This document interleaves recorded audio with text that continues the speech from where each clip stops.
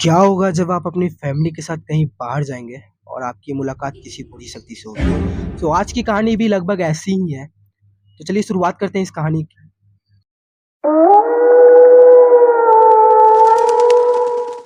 तो ये कहानी मुझे एक अंकल ने सेंड की थी, जो ये घटना उनके फ्रेंड के साथ घटित हुई है और उनका नाम विनय था। विनय एक बीमा कंपनी में काम करते थे। उनकी कंपनी उनको एक जगह से दूसरे जगह ग्राहक से मिलने के लिए भेजती रहती थी, जिसके कारण वो अपना घर एक ठिकाने पर नहीं रख सकते थे।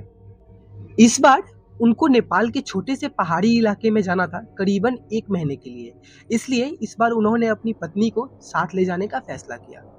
परिवार में सिर्फ वो और उनकी पत्नी ही रहती थी।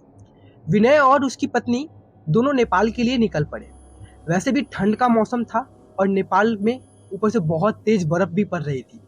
वो लोग अपने घर पहुंच चुके थे। अपने घर तक पहुंचने के लिए उन्होंने बहुत संघर्ष करना पड़ा, क्योंकि घर छोटे से गांव में एक पहाड़ी इलाके में था, जिसकी वजह से दोनों बहुत थक चुके थे। रात में 12:30 बजे वे घर पहुंचे। वहां जो रह रहे थे, वहां दूसरे घर एक दूसरे से बहुत दूर दूर थे। बाहर जोर से ठंडी हवा और बर्फ गिर रही थी। दोनों अपने रजाई में दुबक कर आराम कर रहे थे कि अचानक उनको लगा कि किसी ने उनके दरवाजे पर खटखटाया है। उनका आया हुआ जस्ट 1 दिन भी नहीं हुआ था। आज के दिन ही वो उस घर में आए थे और आज के दिन ही उन्हें ऐसा महसूस हुआ कि उनके घर पे कोई खटखटा रहा है। सोचो आपके साथ ऐसा हो तो आपका मेरा तो गाइस हवा निकल जाएगा। फिर उन्होंने सोचा कि क्या पता तेज हवा चलने की वजह से ऐसा हो रहा हो, इसलिए उन्होंने उसको अनदेखा कर दिया। अगली सुबह विनय जिस काम के लिए आया था उसके लिए वह निकल पड़ा। उसकी पत्नी घर में अकेली थी। अकेले होने की वजह से उनको समझ नहीं आ रहा था कि घर में बैठे वक्त कैसे बिताए। उन्होंने सोचा कि चलो बाहर जाकर कुछ देख ही लिया जाए। बाहर ठंड भी नहीं थी, हवा नहीं चल रही थी, इसलिए उन्होंने अपना स्वेटर पहना और बाहर निकलने के तैयार हो गए। जैसे ही उन्होंने अपना घर का गेट खोला, वैसे ही देखती है कि घर के पास बने एक खंबे के पीछे एक छोटा सा बच्चा खड़ा था, जो उनको चुपके चुपके देख रहा है। विनय की पत्नी ने उसको अपनी ओर बुलाया, पर वो नहीं आया और वो वहां से भाग गया। अगले दिन फिर कुछ ऐसा ही हुआ। वो लड़का उसको फिर से घूर के देखे जा रहा था। इस बार उनकी पत्नी ने उस बच्चे को पकड़ लिया और पूछा कि तुम यहाँ क्या कर रहे हो। उस बच्चे ने कुछ नहीं बोला और ना ही कुछ बताया। विनय की पत्नी ने उससे उसके घर के बारे में पूछा, तब भी वह कुछ नहीं बोल रहा था। आखिर में उनका नाम पूछने पर उसने अपनी धीमी सी आवाज में अपना नाम सूर्या बताया, फिर वहां से भाग गया। है ना थोड़ा अजीब सा बात। उसको उसका व्यवहार कुछ समझ नहीं आया। यह सिलसिला ऐसे ही चलता रहा। वो बच्चा रोज उसको खंबे के पीछे से निहारता था। जो आपके साथ ऐसा हो, कितनी अचंभित बात है ना, कि कोई बच्चा एक नई शहर में आपको घूर के देख रहा है, वो भी एक खंबे के पीछे से छुप छुप के। उस दिन रविवार की रात थी। दोनों घर के आंगन में बैठकर आग ताप रहे थे, क्योंकि बाहर की हालत बहुत खराब थी।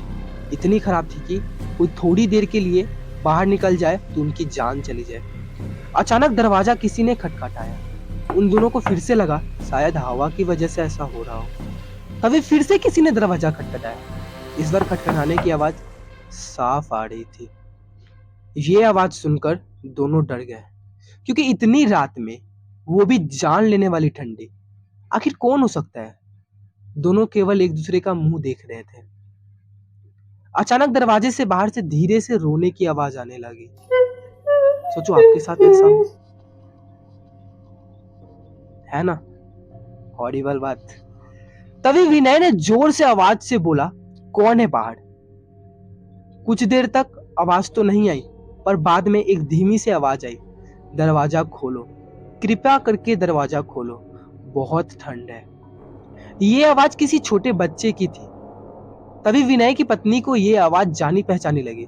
उसने कहा कि ये तो वही बच्चे की आवाज है जो रोज घर के बाहर खड़ा रहता था। विनय की पत्नी ने कहा कि हमें उसे अंदर लाना चाहिए। वो भागते हुए अपनी दरवाजे के पास जा रही थी कि तभी अचानक से घर की फोन की घंटी बजी। अचानक फोन की घंटी की आवाज सुनकर दोनों सहम सा गए। फोन एक पड़ोस में रहने वाली औरत का था, जिससे आज ही विनय की पत्नी मिलकर आई थी। विनय की पत्नी ने फोन उठाया वहाँ से उस औरत की आवाज़ आई, हेलो जी, मैं आपको बताना भूल गई थी कि अगर आपके घर के बाहर कोई भी दरवाज़ा खटखटाए तो उसको मत खोलना। विनय की पत्नी ने कहा कि अभी मेरे घर के बाहर से बच्चे की आवाज़ आ रही है जो दरवाज़ा खोलने की गुहार लगा रहा है।